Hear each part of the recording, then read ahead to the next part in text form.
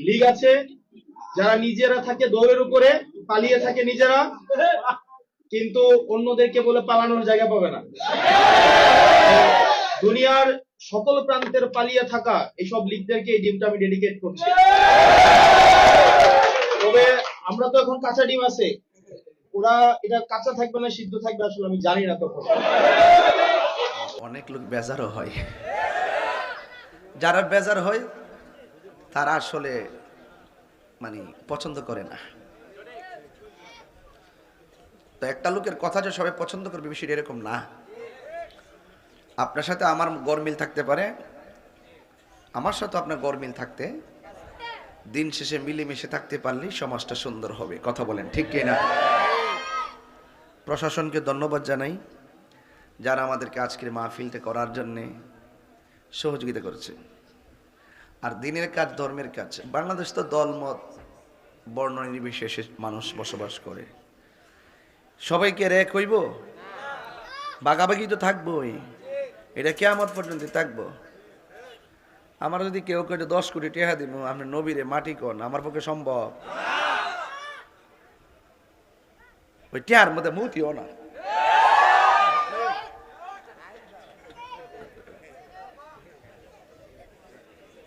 আবার আঙ্গ দেশের বহুত লোক আছে টিয়া পাইলে উচিত কথা বুঝলা যায়, হক কথা। ওই আল মুসাবি সাহেব তার পীরের কি ভক্ত আসিন, আমি গরব বইয়া খাইতে খাইতে শুনছি। দেওয়ানা আসিন, গাউসে পাকের পাগল আসিন, এমনি কি আমি আয় করছি। আল্লাহু আকবার জোরে কথা কি লেগে। উনি দেশের সম্পদ, ধর্মেরও সম্পদ। যারা তরিকাপন্থী, যারা আল্লাহওয়ালা, যারা নবীওয়ালা, এই বীর মুক্তিযোদ্ধা, উনি দেশের সম্পদ। উনি একজন তরিকাপন্থী, একজন আল মুসাবি সাহেবের কাছে হাতে হাত রেখেছেন, গাউসে পাকের দরবারে তিনি গিয়ে সেখানে গিয়ে রুহানি গোলামি করেছেন। তো সুতরাং উনি ধর্মের সম্পদ, দেশেরও সম্পদ। কথা বলতে সেই জন্য আমরা যারা দেশপ্রেমিক তাদেরকে আমরা ভালোবাসি, যারা ধর্মের সঠিক চর্চা করে ধর্মের প্রেমিক তাদেরকে আমরা ভালোবাসি। তবে সবাইকে আমার কথা মানবো তাই বলে কি আমার কথা মানবে না বলে কি তাকে মেরে ফেলবো? উনি ওনার মতো থাকুক, আমি আমার মতো আছি।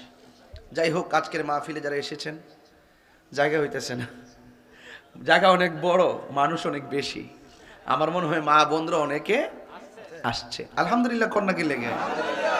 আর তাহিরি হুজুর রে নতুন করে চিনাইবার কিছু, 22টা বছর ওয়াজ মাহফিল করি, ফাঁকে থেকে নির্বাচন করছি। আপনার কি মনে করেন আমি ফেল করছিলাম? আপনার বন বেড়ে বেড়ে গেলাম। তার মানে বোঝা গেল তরিকতের মানুষ বিশ্বের যে কোনো জায়গায় যাই সম্মান থাকে। তো ওলি আল্লাহর কথা বলছিলাম, তো এই জন্য মাঝে মাঝে একটু গরম হই আবার ঠান্ডা হই, কারণ ইসলামটার নাম হইল নরম গরম। নরম ইসলাম কখনো খানকায়, আবার ইসলাম কখনো রাজপথে। কথা বলেন ঠিক কিনা? যারা বলে যে আরে নবীরে গালি দিছে, কি হইছে না তোর ইমান গেছে, ওই মুহূর্তে তুমি খানকার তসবি বালি শরীফ ফালাইয়া রাজপথে দায়িত্বহীন কণ্ঠে প্রতিবাদ করাটাই হলো তোমার জন্য ফরজ। এটা ওলি আল্লাহদের চরিত্র। ওলি আল্লাহদের জীবনে হিজরত বেশি। বাবা শাহাদালের বাড়ি কি এই দেশে? খাজা গরিব নওয়াজের বাড়ি কি এই দেশে? তো এই জন্য এগুলো আল্লাহর ওলিদের জীবনে যত তালাশ করবেন দেখবেন এরা জঙ্গলে জঙ্গলে বেশি তাদের তালাশ করে পাবেন, গাছতলা বাসতলায়। ওরা বাড়িঘরকে তুচ্ছ মনে করছে। সুমন সাহেব কি কন? বাড়িঘরকে কি মনে করছে? দন দৌলত বাড়িঘরকে তুচ্ছ মনে করছে, নবীর মহব্বতটাকে শ্রেষ্ঠ মনে করছে। আর ধাক্কা ধাক্কি কোলাহল এরা পছন্দ করছে না। এরা নিরিবিলি এক জায়গায় চলে গেছে, যেন মন বৈরা বৈরা গভীর রজনীতে ওই বীর মুক্তিযোদ্ধা শহীদুল হক আল মুসাবি সাহেবের মতন। গাফুর রাহিম নাম তোমার আল্লাহ, ও আল্লাহ গাফুর রাহিম, ও আল্লাহ বন্ধু নাই রে বান্ধব নাই।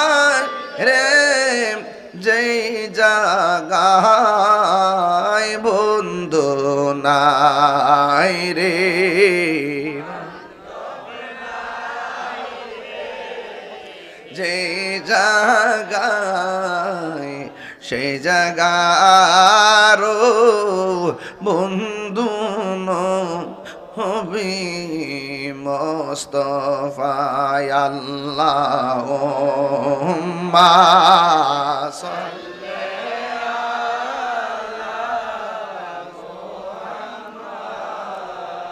وعلى آل سيدنا محمد وعلى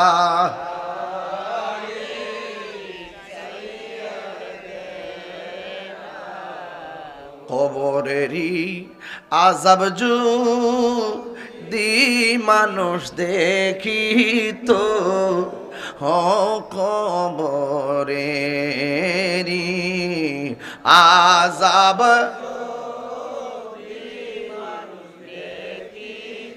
আহা গরব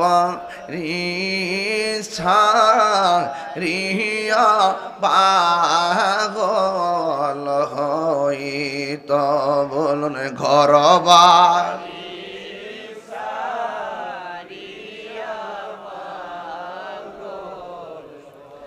কান্দায় না কান্দায় নাই আমার নবীরে কন্যা আল্লাহ আরে কান্দায় না পাগলে যান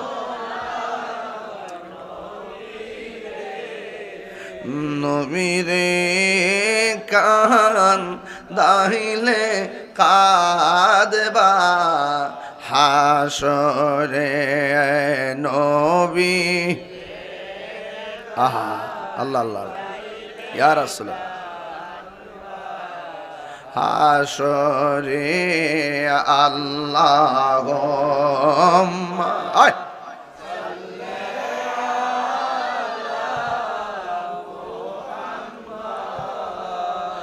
وعلى آله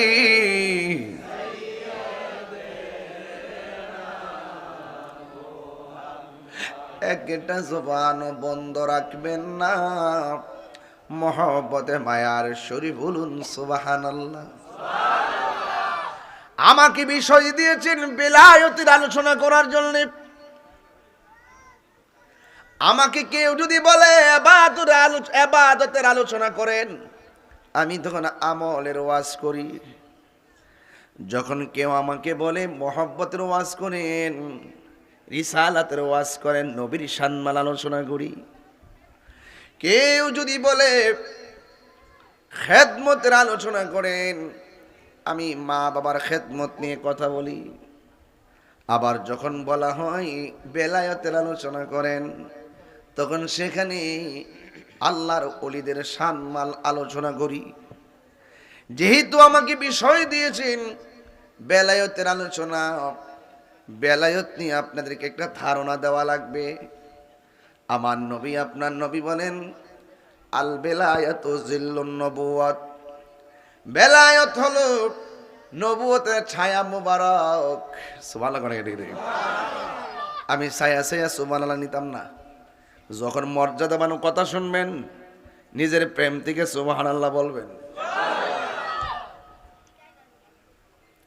আমার নবী বলেন বেলায়েত হলো